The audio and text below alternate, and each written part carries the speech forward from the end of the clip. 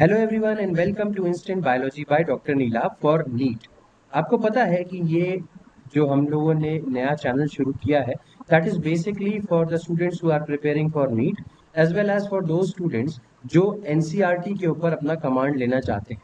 तो पिछले लेक्चर के अंदर हम लोगों ने अर्न्स्ट मेयर के बारे में बात की थी। We were discussing chapter number 1 जो कि लिविंग वर्ल्ड है क्लास 11th एनसीईआरटी का, उसको डिस्कस कर रहे थे। लेसन नंबर 1 में हमने अर्न्स्ट मेयर के बारे में बात कर ली थी। ये लेसन नंबर 2 है जिसमें हम लोग उस पोर्शन से आगे पढ़ना शुरू करेंगे, जहां पे छोड़ा था वहां से आगे पढ़ना शुरू करेंगे और देखेंगे इस चैप्टर में क्या क्या इंपॉर्टेंट फीचर्स हैं और क्या क्या किन किन बातों पे हमें गौर करना है। तो अगर आप एनसीईआरटी को फॉलो कर रहे हैं तो आपने देखा होगा कि वहां पे ऐसी चीजें मेंशन्ड हैं जो कि लिविंग और नॉन लिविंग थिंग्स के बीच में डिफरेंशिएट करती हैं। बहुत सारे कैरेक्टरिस्टिक्स दिए हुए हैं लिविंग थिंग्स के बारे में, उन सारी की सारी चीजों को भी आज हम पढ़ेंगे। इस पूरे चैप्टर को हम लोगों ने पार्ट्स में डिवाइड कर रखा है ताकि इजीली हम एक एक पॉइंट को ग्रास्प कर सके। तो चलिए बिना देर किए हुए शुरू करते हैं। अगर आप एनसीईआरटी पे गौर करें तो वहां पे उन्होंने बताया हुआ है कि ये जो वर्ल्ड है या ये जो लिविंग वर्ल्ड है ये बहुत सारे वेरीड हैबिटेट्स से बना हुआ है। मेड अप ऑफ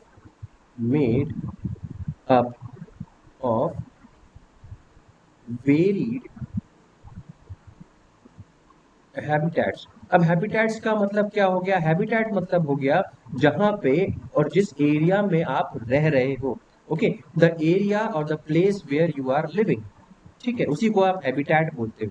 तो कहने का मतलब है कि लिविंग वर्ल्ड में बहुत सारे हैबिटेट्स मौजूद हैं। अगर आप कहोगे कि सर हमें एग्जाम्पल थोड़ा दे करके समझाइए, तो यहाँ पे डेजर्ट्स भी आ जाते हैं, यहाँ पे ओशंस भी आ जाते हैं, यहाँ पे फॉरेस्ट्स भी आ जाते हैं। तो कहने का मतलब बहुत सारी ऐसी प्लेसेस हैं जहाँ पे लाइफ पॉसिबल है। और ये जो पूरी लिविंग वर्ल्ड है ये बहुत सारे वेरीड हैबिटेट से मिल करके बना हुआ है। तो ये पहला पॉइंट जो हमें समझ में आता है वो ये है। ठीक, चलिए अब नेक्स्ट बात करते हैं कि कुछ ऑर्गेनिजम्स जो हैं वो नॉर्मल कंडीशंस में या मीडियोकर कंडीशंस में सरवाइव कर सकते हैं और कुछ ऑर्गेनिजम्स को सरवाइव करने के लिए बहुत एक्सट्रीम कंडीशंस लगती हैं। ठीक है, तो अगर मैं बात करूं तो some organisms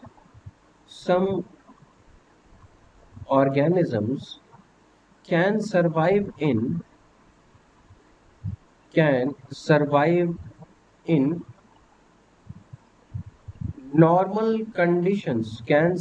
in normal conditions. Normal conditions मतलब जो बीच बीच की कंडीशंस होती हैं, ना बहुत ज्यादा ऊपर ना बहुत ज्यादा नीचे, बीच बीच की कंडीशंस होती हैं। नॉर्मल कंडीशंस में कुछ ऑर्गेनिजम्स सरवाइव करते हैं। ऐसे ऑर्गेनिजम्स को आप मीजोफाइल्स कहते हैं। मीजोफाइल्स, ऐसे ऑर्गेनिजम्स को आप मीजोफाइल्स कहते हैं जो कि नॉर्मल कंडीशंस में सरवाइव कर सकते हैं। अब इनके उल्टा कुछ ऑर्गेनिजम्स ऐसे होते हैं जो एक्सट्रीम कंडीशंस में ही सरवाइव कर सकते हैं। जैसे कि some organisms can survive in extreme extreme conditions only. Extreme conditions only, अब नाम से ही बेटा समझ में आ रहा है, अगर एक्सट्रीम कंडीशन है तो इसको क्या बोलोगे? एक्सट्रीमोफाइल। एक्चुअली फाइल का मतलब क्या होता है? फाइल का मतलब क्या होता है? लविंग। ठीक है, तुमने पढ़ा होगा ना, फिलिक है ना, हाइड्रोफिलिक मतलब वाटर लविंग, उसी वजह से फाइल का मतलब क्या हुआ है? लविंग। तो एक्सट्रीमोफाइल का मतलब क्या हो गया? एक्सट्रीम कंडीशंस को के में रहने वाला, एक्सट्रीम कंडीशंस को पसंद करने वाला, एक्सट्रीम कंडीशंस को लव करने वाला ऑर्गेनिजम्स को आप एक्सट्रीमोफाइल्स कहते हैं। आप कहोगे नहीं सर समझ में नहीं आया, थोड़ा सा और इसको डिटेल में बताओ। तो अब जैसे बेटा एक्सट्रीमोफाइल्स का मतलब क्या हो गया, अगर मैं यहाँ पे बोलूं तो कुछ ऑर्गेनिजम्स ऐसे होंगे जो हाई एसिडिटी को पसंद करते होंगे। मतलब जब एसिडिटी बहुत हाई होगी तभी ये सरवाइव कर सकते होंगे। तो इनको क्या नाम दे सकते हो? एसिडोफाइल्स। ठीक है, कुछ ऑर्गेनिजम्स ऐसे होंगे जहां पे प्रेशर जब ज्यादा होता होगा तभी ये सरवाइव कर सकते होंगे। ऐसे ऑर्गेनिजम्स को क्या बोलोगे? ठीक है, बात समझ में आ गया? ये एक मिनट, तो ये मैं एसिडिटी के टर्म्स में मैंने लिखा था। अब अगर मान लीजिए कि ये एसिडिटी बहुत ज्यादा है या बेसिसिटी बहुत ज्यादा है, तो बेसिडोफाइल्स,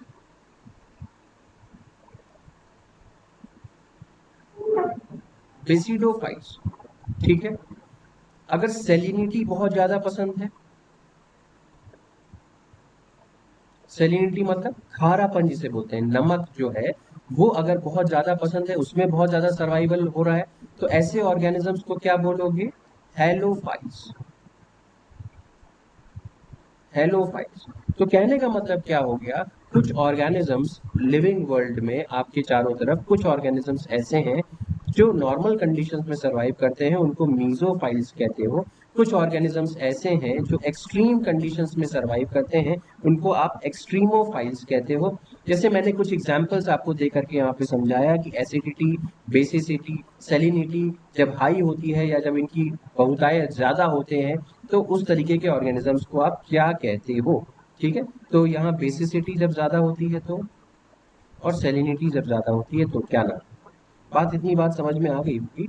अब थोड़ा सा और आगे बढ़ते हैं और डिस्कस करते हैं कि आपके चारों तरफ जो भी ऑर्गेनिजम्स दिख रहे हैं आपको, ठीक है, जो भी ऑर्गेनिजम्स आपको आपके चारों तरफ नजर आ रहे हैं, वो एक continuous state of ecological conflict या कोऑपरेशन में रहते हैं। ठीक है, कहने का मतलब अगर मैं यहाँ पे लिखना चाहूं तो organisms around you, around you are in constant state of, ये कंटिन्यूअसली क्या किस किस चीज में रहते हैं? या तो ये इकोलॉजिकल कन्फ्लिक्ट करते रहते हैं, इकोलॉजिकल कन्फ्लिक्ट में रहते हैं, या फिर ये कोऑपरेशन में रहते हैं। ठीक है, इकोलॉजिकल कन्फ्लिक्ट और कोऑपरेशन, इसका मतलब क्या हो गया? जो आपके चारों तरफ ऑर्गेनिजम्स है, या तो वो एक दूसरे के अगेंस्ट काम कर रहे होंगे, एक दूसरे को नुकसान पहुंचा रहे होंगे, ठीक है, एक दूसरे के अगेंस्ट में कुछ केमिकल सीक्रेट कर रहे होंगे, इस तरीके का कुछ कॉन्सेप्ट है।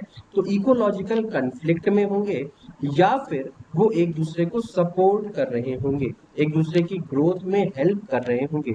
तो ऑर्गेनिजम्स इसी तरीके से रह सकते हैं, या तो इकोलॉजिकल कन्फ्लिक्ट या कोऑपरेशन के में ज्यादातर ऑर्गेनिज्म सरवाइव कर रहे हैं। अब यहाँ पे ऑर्गेनिजम्स का मतलब क्या हो गया भाई? अगर हम एक पॉपुलेशन के अंदर की बात करें, सपोज करिए कि मैं बोल रहा हूं कि एक पॉपुलेशन की बात करिए, सपोज करिए कि ये ये एक पॉपुलेशन है, सपोज करिए ये एक पॉपुलेशन है, ठीक है, population of, population of Lions मान लीजिए। ठीक है, अब यहाँ पे जितने भी लायंस हैं, जितने भी लॉयंस हैं, सपोज करिए ये बहुत सारे लॉयंस हैं, ये क्या कर रहे हैं? ये अपना जो भी इन्होंने शिकार किया वो मिल करके शिकार किया, और उस शिकार को ये शेयर भी कर रहे हैं, खा भी रहे हैं साथ में। तो ये क्या देखने को मिल रहा है? ये कोऑपरेशन देखने को मिल रहा है विद इन वन पॉपुलेशन। जो भी मेंबर्स हैं पॉपुलेशन के, यहाँ पे मेंबर्स ऑफ पॉपुलेशन क्या है? ये लायंस है, ये एक सिंगल लायन है, ठीक है, लायन है। What are these? These are members of the, members of the population of Lions,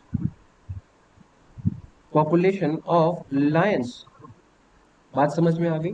तो एक पॉपुलेशन के अंदर किस तरीके से कोऑपरेशन हो रहा है, या हो सकता है कि एक ही पॉपुलेशन के अंदर कॉन्फ्लिक्ट भी हो रहा है।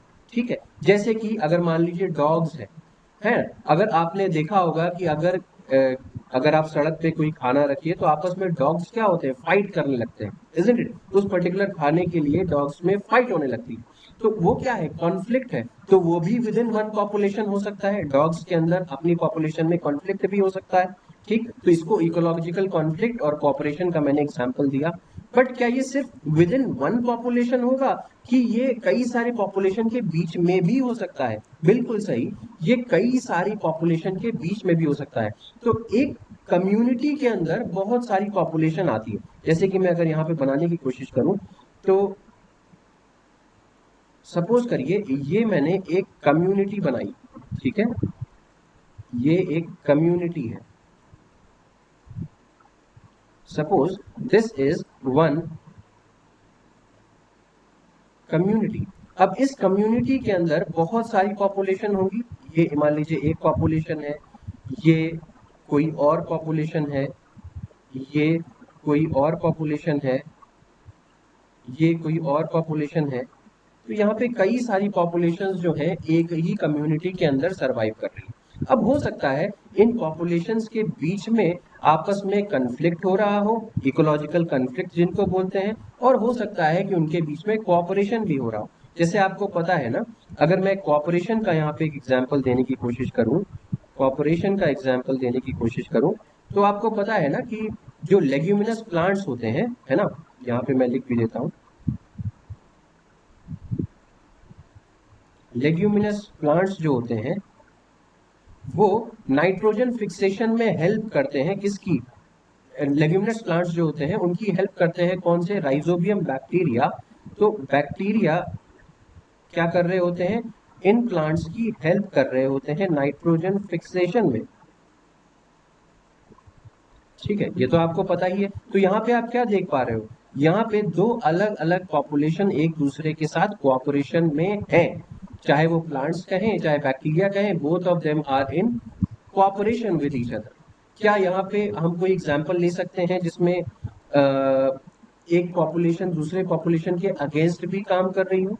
बिल्कुल ले सकते हैं। अगर आप किसी पैरासाइट की बात कर लें, ठीक है, पैरासाइट की बात कर लें। अब पैरासाइट्स क्या होते हैं? एक दूसरी कम्युनिटी के होते हैं, एक दूसरे पॉपुलेशन के होते हैं, और वो किसी और ऑर्गेनिज्म के ऊपर ग्रो कर रहे होते हैं। बात समझ में आ गई कि नहीं आ गई? ठीक है, जैसे कोई अगर मान लीजिए कोई बैक्टीरिया है या कोई जैसे कि मलेरियल पैरासाइट है। अब मलेरियल पैरासाइट क्या है? वो ह्यूमन बींग्स तो है नहीं, बट उसके ह्यूमन बींग्स के अंदर आकर के एज अ पैरासाइट काम कर रहा होता है। तो दोनों पॉपुलेशन अलग अलग है, बट वहां पे वो क्या कर रहे हैं? इकोलॉजिकल कंफ्लिक्ट में है। तो अगर मैं यहाँ पे कंफ्लिक्ट की भी बात करूं तो एग्जाम्पल दे सकता हूँ यहाँ पे malarial parasite, malarial parasite and humans. ठीक है, तो ये क्या है? These are different populations, populations within a community, within a community. तो ये पॉपुलेशंस आपस में एक कॉपरेशन के तौर पे भी रह सकती हैं और कन्फ्लिक्ट के तौर पे भी रह सकती हैं। ये मैंने आपको बता दिया, कितना समझ में आ गया? ठीक, चलो तो फिर आगे चलते हैं और डिस्कस करते हैं नेक्स्ट पॉइंट। नेक्स्ट पॉइंट क्या है कि इतना समझने के बाद, ठीक है, इतना आइडिया लगने के बाद, इतना पढ़ने के बाद आपके दिमाग में एक क्वेश्चन डेवलप होना चाहिए कि व्हाट इज लाइफ? आखिर लाइफ है क्या? What is life? भाई आपने ये भी देखा कि ऑर्गेनिजम्स जो है वो आपस में कोऑपरेट कर रहे हैं। एक विद इन अ सेल भी बहुत सारी चीजें होती रहती हैं, वो भी आपने देखा। तो आखिर लाइफ है क्या? इतना सब पढ़ने के बाद अगर हम देखें तो लाइफ है क्या? तो लाइफ है क्या, इसके ये जो ये क्वेश्चन है, इसके अंदर खुद से ही दो क्वेश्चंस मौजूद। पहला तो क्वेश्चन ये है कि technical question, what is life? Technical question,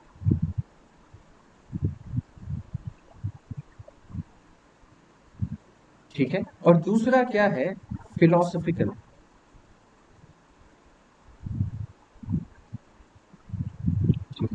अब ये व्हाट इज लाइफ जो है, जिससे मैं समझाता हूँ, व्हाट इज लाइफ ये जो क्वेश्चन है, इसके अंदर ऑटोमेटिकली दो क्वेश्चंस पहले से ही मौजूद है।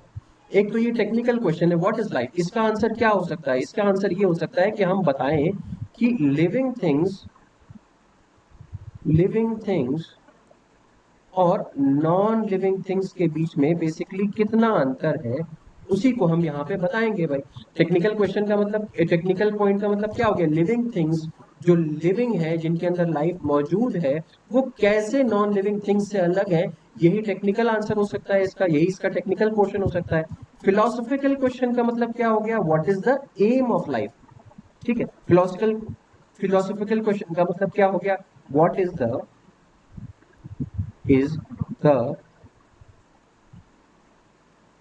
Purpose of life.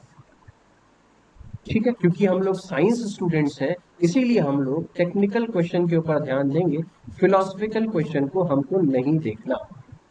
तो हमें देखना है कि लिविंग थिंग्स और नॉन लिविंग थिंग्स के अंदर बेसिकली क्या अंतर होता है, हमें उसके ऊपर नहीं जानना कि पर्पस ऑफ लाइफ या जिंदा रहने का मकसद क्या है, ये सब हमें नहीं देखना। हम साइंस के स्टूडेंट्स हैं, बायोलॉजी के स्टूडेंट्स हैं, that is why we just have to focus upon what is life in technical terms, यानी कि लिविंग थिंग्स और नॉन लिविंग थिंग्स के बीच में क्या अंतर होता है, इन सारी चीजों को हमें देखना होगा।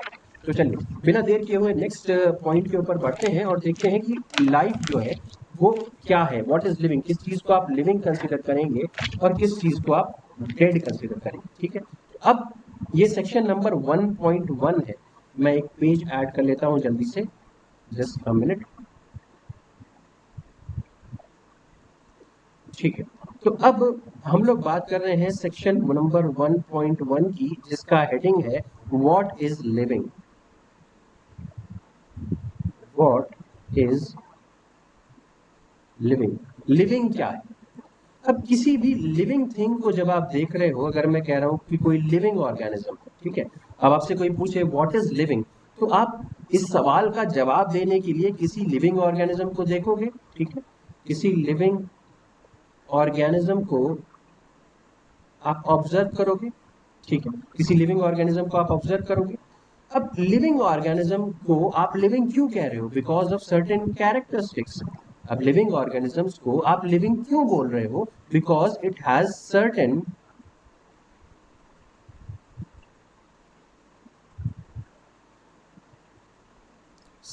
कैरेक्टरिस्टिक्स।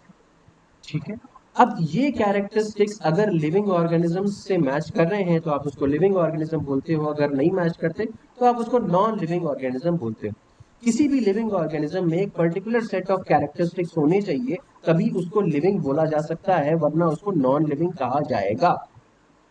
ठीक है, तो जब भी आप कोई ऑर्गेनिज्म देख रहे हो तो उसके अंदर कुछ कैरेक्टरिस्टिक्स आप देखते हो, ये कैरेक्टरिस्टिक्स अगर लिविंग है तो आप उसको लिविंग ऑर्गेनिज्म बोलते हो, अगर नॉन लिविंग कैरेक्टरिस्टिक्स हैं तो आप उसको नॉन लिविंग बोलते हो। ठीक, नॉन लिविंग है तो उसको नॉन लिविंग ऑर्गेनिज्म बोलते हैं। ठीक है, तो यहाँ पे मैं लिविंग मिटा देता हूँ। तो किसी भी ऑर्गेनिजम्स के अंदर आप कैरेक्टरिस्टिक्स को उसके देखते हो, अगर लिविंग कैरेक्टरिस्टिक्स हैं, अगर कैरेक्टरिस्टिक्स लिविंग थिंग को रिजेंबल कर रहे हैं तो आप लिविंग ऑर्गेनिज्म बोलते हो, अदरवाइज आप नॉन लिविंग ऑर्गेनिज्म बोलते हो। ठीक है, तो अब ये जानना जरूरी है कि ऐसे कौन कौन से कैरेक्टरिस्टिक्स हैं जो लिविंग ऑर्गेनिजम्स को लिविंग बनाते हैं। तो यहाँ पे अब हम लोग आ रहे हैं, what are the features of the living organisms. क्या फीचर्स हैं, कौन कौन से फीचर्स हैं जो एक लिविंग ऑर्गेनिजम्स को लिविंग बनाते हैं, ये समझना जरूरी है, यहां से क्वेश्चंस आते हैं। तो सबसे पहला जो फीचर हमें नजर आता है वो है ग्रोथ। तो यहाँ पे बहुत सारे फीचर्स दिए हुए हैं बेटा, जिसको हमें एक एक करके डील करना है। तो जो सबसे पहला फीचर आपके एनसीईआरटी के अंदर दिया हुआ है, दैट इज अबाउट ग्रोथ। तो चलो जल्दी से ग्रोथ के बारे में देखते हैं। Growth,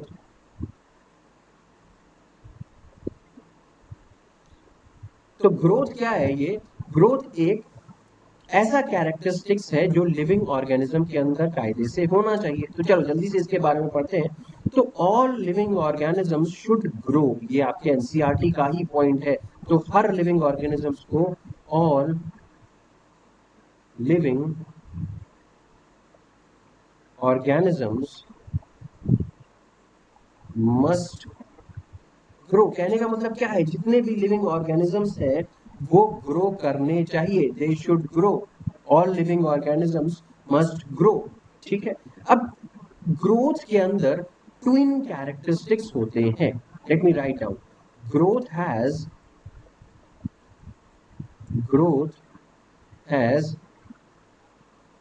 twin characters. ट्विन का मतलब क्या हो गया, दो कैरेक्टर्स हो गए। कौन कौन से दो कैरेक्टर्स? दो कैरेक्टर्स का मतलब यहाँ पे क्या है, ग्रोथ आप तब कहोगे या तो किसी चीज का साइज बड़ा होता जा रहा है तब आप ग्रोथ कहोगे, या उस चीज का नंबर बढ़ता जा रहा है तब आप ग्रोथ कहोगे। ठीक है, तो कहने का मतलब क्या हो गया, इंक्रीज इन मास हो तब आप ग्रोथ कह सकते हो, या इंक्रीज इन नंबर हो तब आप ग्रोथ कह सकते हो। बात समझ में आई कि नहीं आई?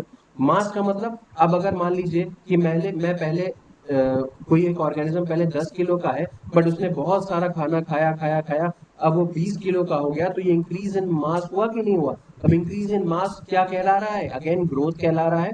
अब अगेन मान लीजिए आप किसी लैब के अंदर काम करते हो और उसमें आपने बैक्टीरिया को ग्रो करवाने के लिए रखा। अब जब आप बैक्टीरिया ग्रो करवाओगे तो एक बैक्टीरिया डालोगे तो उससे क्या होगा, कुछ समय बाद बहुत सारे नंबर ऑफ बैक्टीरिया ग्रो कर जाएंगे, जिसको क्या बोल रहे हैं, increase in number. That means चाहे नंबर बढ़े चाहे मास बढ़े, ये दोनों ही कैरेक्टरिस्टिक्स जो हैं ये ट्विन कैरेक्टरिस्टिक्स कहलाते हैं ग्रोथ के, चाहे इंक्रीज इन मास चाहे इंक्रीज इन नंबर, ये आपके ग्रोथ के ट्विन कैरेक्टरिस्टिक्स है। अगेन ये नीट के लिए बहुत इंपॉर्टेंट पॉइंट है, नीट। ठीक है, ये बात समझ में आ गई होगी सभी लोगों को। अब बात करते हैं, ग्रोथ के अंदर ही हम लोग डिस्कस कर रहे हैं कि मल्टी सेल्यूलर ऑर्गेनिजम्स कैसे ग्रो करते हैं। सबसे पहली बात कर रहे हैं मल्टी सेल्यूलर ऑर्गेनिजम्स की। Multi cellular organisms. अब मल्टी सेल्यूलर ऑर्गेनिजम्स से मेरा मतलब क्या है, जिनके पास बहुत सारे सेल्स होंगे। ठीक है, इसका उल्टा यूनिसेलुलर ऑर्गेनिज्म मतलब उसके पास सिर्फ एक सेल हो। तो अगर मैं मल्टी सेलुलर ऑर्गेनिजम्स की बात कर रहा हूं तो ये किस तरीके से ग्रो करते हैं भाई, they grow by cell division, they grow by cell division. अब कहने का मतलब क्या है, अब अगर आप शुरू में जब आप जाइगोट के फॉर्म में रहे होगे, एक स्पर्म और एक एग, यहाँ पे फ्यूजन हुआ होगा और इससे क्या मिला होगा, एक जाइगोट मिला होगा। ये क्या मिल गया, ये हमारा जाइगोट मिल गया। ठीक है, तो एक स्पर्म और एक एग मिल करके क्या बना लिया, एक जाइगोट बना लिया। ठीक है, अब इससे क्या होगा, ये जाइगोट बन गया। अब ये जाइगोट क्या करेगा, ये बहुत बार मल्टीप्लाई करेगा, या इसको आप सेल डिवीजन कह सकते हो। ये बहुत बार सेल डिवीजन करेगा, तब जाकर के एक नॉर्मल ऑर्गेनिज्म दिखाई देता है, तब जाकर के आप इस फॉर्म में नजर आते हो। तो कहने का मतलब क्या है, मल्टी सेलुलर ऑर्गेनिज्म किस तरीके से ग्रो कर रहा है, शुरुआत में आप वन सेल्ड ऑर्गेनिज्म थे, यानी कि जाइगोट के फॉर्म में थे, फिर उसका लगातार सेल डिवीजन हुआ, तब जाकर के आप इस फॉर्म को अटेन कर रहे हो, तब इसको क्या बोलते हैं, this is how multi cellular organisms grow. ठीक है, अगर मैं यहाँ पे प्लांट्स के बारे में बात करूं, अगर मैं प्लांट्स के बारे में बात करूं तो याद रखना, प्लांट्स के अंदर ग्रोथ थ्रू आउट लाइफ होती है, through out life, throughout life growth is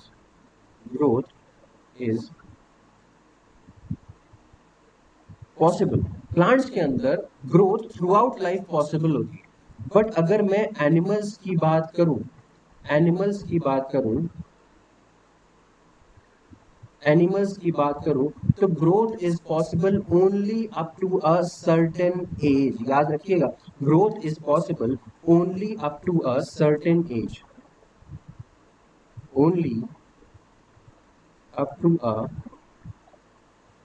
certain age. ये बहुत इंपॉर्टेंट है। यहाँ पे आप प्लांट्स और एनिमल्स के बीच में एक अंतर भी देख पा रहे हो कि ग्रोथ प्लांट्स के अंदर थ्रू आउट द लाइफ होती है, बट एनिमल्स के अंदर कुछ पर्टिकुलर एज तक ही हो सकती है। ठीक है, इसके अलावा इसके अलावा एक और पॉइंट है कि जो एनिमल्स होते हैं या कुछ ऑर्गेनिजम्स होते हैं, वो सेल डिवीजन को अपने सेल्स को, जो लॉस्ट सेल्स हैं उनको रिप्लेस करने के लिए भी यूज करते हैं। दैट मीन्स सेल डिवीजन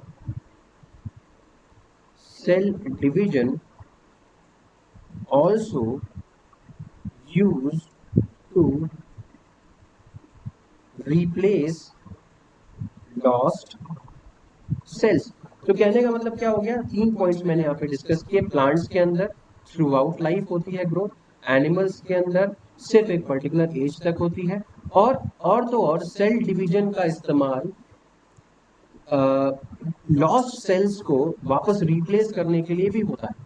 जरा आप सोचिए कि जब आप नहाने जाते हो तो आपकी एपिडर्मिस के बहुत सारे सेल्स जो है वो निकल करके ड्रेन में चले जाते हैं। तो अगर लगातार इस तरीके से सेल्स का रिमूवल हो रहा होगा तो धीमे धीमे करके तो आप अपना बायोमास लूज करते चले जाओगे, आपका वेट कम होता चला जाएगा, आपके सेल्स लगातार कम होते चले जाएंगे। बट ऐसा होता नहीं है। क्यों? क्योंकि जितने सेल्स रिमूव आउट हुए उतने ही वापस रीस्टोर कर दिए जाते हैं through the process of cell division. Cell division के प्रोसेस से वो वापस रीस्टोर कर दिए जाते हैं। इतनी बात समझ में आ गई सभी लोगों को? चलो, तो ये हमने देखा मल्टी सेलुलर ऑर्गेनिजम्स के अंदर। अब आप पूछोगे सर यूनिसेलुलर ऑर्गेनिजम्स के केस में क्या होता है, जरा वो भी बता दो। तो अब आओ देखते हैं सेकंड वाला केस, ये है यूनिसेलुलर।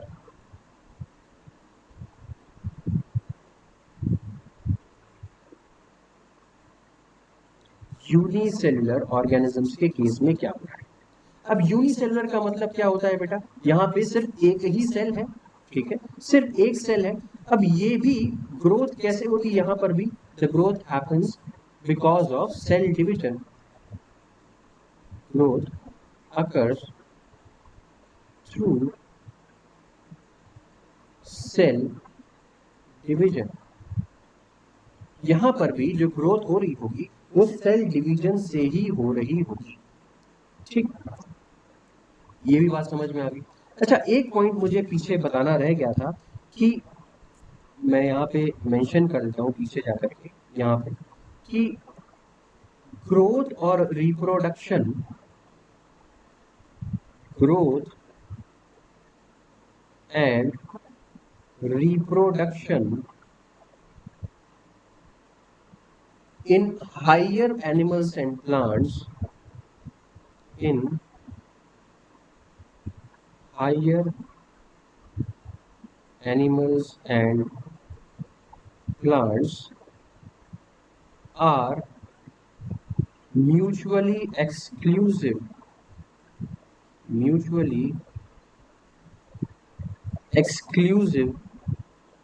events। ये बहुत इंपॉर्टेंट पॉइंट है बेटा, नीट के लिए याद रखिएगा, इसको भी नीट के लिए बहुत इंपॉर्टेंट है।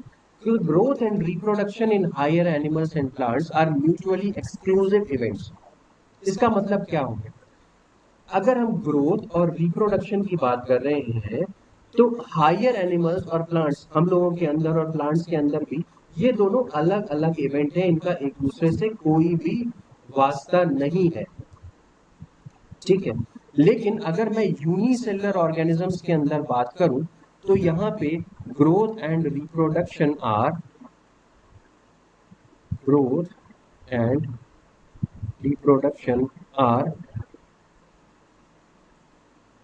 Mutually inclusive events.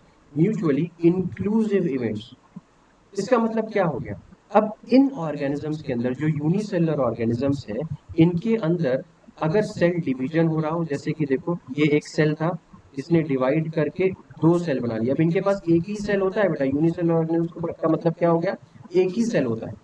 तो अब चाहे तुम इसको रिप्रोडक्शन कहो, चाहे तुम इसको सेल डिवीजन कहो, चाहे तुम इसको ग्रोथ कहो, ये सब तो एक ही चीज दिखा रहा है ना बेटा। अगर यूनिसेलुलर ऑर्गेनिजम्स है तो चाहे रिप्रोडक्शन देख लो, चाहे सेल डिवीजन देख लो, चाहे ग्रोथ देख लो, वो तो जब एक सेल से 2 सेल बन रहा है तो ग्रोथ भी हो रही है, इसी को रिप्रोड्यूस करना भी बोल रहे हो, इसी को सेल डिवीजन भी बोल रहे हो। तो यूनिसेलुलर ऑर्गेनिजम्स में ये सारे के सारे इवेंट जो ग्रोथ और रिप्रोडक्शन बेसिकली है, ये म्यूचुअली इंक्लूसिव इवेंट है, एक दूसरे के साथ ही जुड़े हुए हैं। इनको आप अलग अलग नहीं कर सकते, बात समझ में आ गई। लेकिन अगर मैं मल्टी सेलुलर ऑर्गेनिजम्स की बात करूं तो रिप्रोडक्शन एक दूसरी चीज है, ग्रोथ एक दूसरी चीज है। अब रिप्रोड्यूस करना मतलब क्या हो गया, एक ऑर्गेनिज्म से दूसरा ऑर्गेनिज्म, अब मान लीजिए आपके मदर और फादर ने जब रिप्रोड्यूस किया होगा तो आप फॉर्म हुए होंगे, तब आप बने होंगे। लेकिन सेल डिवीजन जो है वो अलग है, आपकी बॉडी का एक सेल डिवाइड कर रहा है और वो कई सेल बना रहा है, ये ग्रोथ कहला रहा है, isn't it? तो ग्रोथ और रिप्रोडक्शन एक ह्यूमन बीइंग में या हायर एनिमल और प्लांट के बीच में एक्सक्लूसिव इवेंट है, दोनों अलग अलग इवेंट है, इनको आप एक साथ जोड़ नहीं सकते। ठीक है, बात समझ में आई। ये नहीं कह सकते कि आप कोई ग्रो कर रहा है, किसी का सेल ग्रो कर रहा है तो इसका मतलब वो हो गया कि वो ऑर्गेनिज्म रिप्रोड्यूस कर रहा है, नहीं, ऐसा नहीं हो सकता, दोनों अलग अलग है। In case of higher plants and animals, अब हायर एनिमल्स एंड प्लांट्स, तो यहाँ पे मैं ये मेंशन कर दे रहा हूँ, उसको हाईलाइट कर दे रहा हूँ, ये याद रखिएगा। और यहाँ पे याद रखिएगा यूनिसेलुलर ऑर्गेनिजम्स के केस में, मैं यहाँ पे लिख भी देता हूँ, यूनिसेलुलर ऑर्गेनिजम्स के केस में, इन केस ऑफ यूनिसेलुलर ऑर्गेनिजम्स। ठीक है बेटा, ये बात भी समझ में आ गई हम लोगों को, यहाँ पे मैं इसको भी हाईलाइट कर देता हूँ। ठीक, कितनी चीज समझ में आ गई। अब बात करते हैं यूनिसेलुलर ऑर्गेनिजम्स के बारे में हम लोगों ने देख लिया।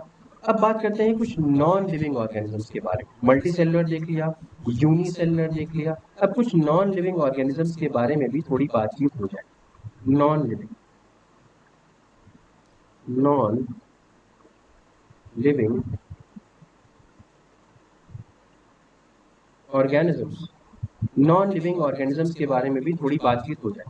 अब देखो बेटा, नॉन लिविंग ऑर्गेनिजम्स के बारे में क्या चीज होती है, नॉन लिविंग ऑर्गेनिजम्स भी ग्रो करते हैं, they can also grow, they can also grow, but इनकी ग्रोथ जो होगी वो अंदर से नहीं होगी, बाहर से होगी।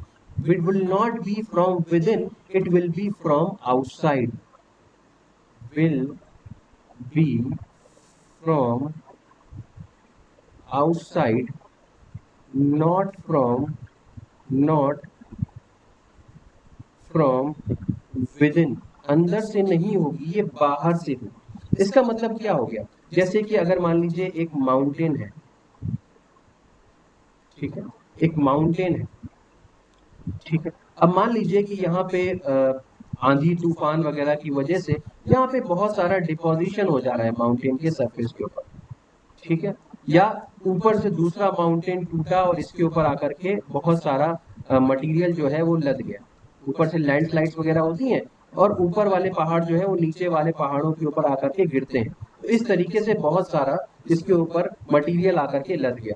तो क्या हो गया, इसने क्या कर लिया, अपना साइज तो बढ़ा लिया, हो गया कि नहीं हो गया, देखो साइज तो बढ़ गया ना, size has increase, but from outside, but from outside, ये बाहर से साइज बढ़ा है, अंदर से साइज नहीं बढ़ा है, एक्यूमुलेशन ऑफ मैटर यहाँ पे हुआ है।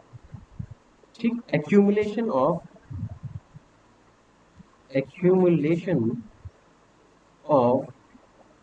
मैटर यहाँ पे हुआ है, एक्यूमुलेशन ऑफ मैटर यहाँ पे हुआ है, इतनी बात समझ में आई। लेकिन ये अंदर से नहीं हुआ, बाहर से हुआ है। तो इसका मतलब क्या हुआ कि नॉन लिविंग ऑर्गेनिज्म भी ग्रो कर रहे हैं। आप ये बात नहीं नकार सकते कि non living organisms can not grow, non living organisms can also grow, but वो दूसरी बात है कि ग्रोथ फ्रॉम विद इन हो रही है कि या फ्रॉम आउटसाइड हो रही है, वो दूसरी बात है। इतनी चीज समझ में आ गई। तो कहने का मतलब क्या हो गया, क्या हम लोग ग्रोथ को एक कैरेक्टरिस्टिक फीचर कंसिडर कर सकते हैं, यस। तो ग्रोथ कैन बी, इसका पूरा जितना भी तुमने अभी तक बातें पढ़ी उसका कंक्लूजन क्या है, growth can B, growth can be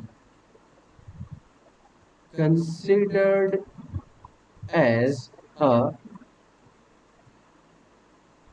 characteristic feature, growth can be considered as a characteristic feature of living organism, but not a defining feature। कहने का मतलब क्या हो गया, ग्रोथ को आप कैरेक्टरिस्टिक फीचर कंसिडर कर सकते हो। Growth can be considered as a characteristic feature. Characteristic मतलब हाँ, लिविंग ऑर्गेनिजम्स जो है वो ग्रोथ शो करेंगे। All living organisms would be showing growth. Characteristic feature है, बट क्या डिफाइनिंग फीचर है? डिफाइनिंग फीचर का मतलब क्या हो गया, वो किसी भी नॉन लिविंग ऑर्गेनिजम्स के अंदर ना पाया जाए, तब हम इसको डिफाइनिंग फीचर कह सकते हैं लिविंग ऑर्गेनिज्म का। अगर कोई फीचर सिर्फ और सिर्फ लिविंग ऑर्गेनिज्म के अंदर पाया जा रहा हो, नॉन लिविंग के अंदर नहीं पाया जा रहा हो, तभी आप डिफाइनिंग फीचर कह सकते हो। लेकिन अभी अभी मैंने तुम्हें दिखाया कि माउंटेन्स में ग्रोथ हो रही है, तो आप इसको डिफाइनिंग फीचर नहीं कह सकते। Not a defining feature. Why? Because it occurs inside non living organisms also. यहाँ पे मैं पॉइंट लिख भी देता हूँ, because occurring in non living organisms also. तो ये कैरेक्टरिस्टिक फीचर है, डिफाइनिंग फीचर नहीं है। इतनी बात समझ में। तो आज के क्लास में हम लोगों ने ये देखा कि ग्रोथ को हम लोग किस तरीके से डिवाइड कर सकते हैं। कैरेक्टरिस्टिक फीचर और डिफाइनिंग फीचर के बेसिस पे नॉन लिविंग ऑर्गेनिजम्स भी ग्रो करते हैं। ग्रोथ की ट्विन कैरेक्टरिस्टिक्स, ये सारी की सारी बातें बेटा बहुत इंपॉर्टेंट है। ये प्रॉपर नोट्स आप जरूर बनाते रहना, ठीक है। अगर ये वीडियो पसंद आया हो तो इसे लाइक करिए, मेरे चैनल को सब्सक्राइब करिए और बेल आइकन को दबाना ना भूलिएगा, ताकि आपको लेटेस्ट अपडेट्स इस चैनल के बारे में मिलते रहे। Thank you so much and have a good day.